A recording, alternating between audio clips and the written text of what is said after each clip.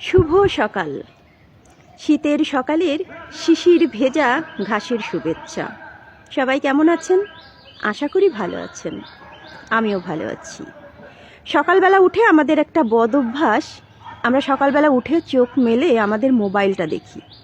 মোবাইলে কে কি মেসেজ দিল, কে শুভ সকাল জানালো, কি একটা গোলাপের ছবি পাঠালো।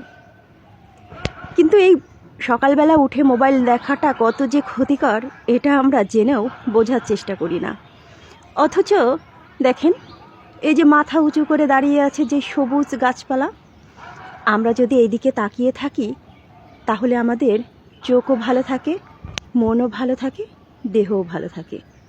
সবুজ যে চোখের জন্য কতটা উপকারী সেটা আমার বলার অপেক্ষা রাখে না।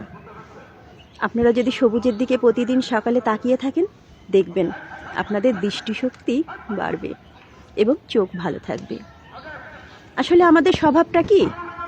আমরা বিষাক্ত জিনিসের প্রতি আসক্ত বেশি।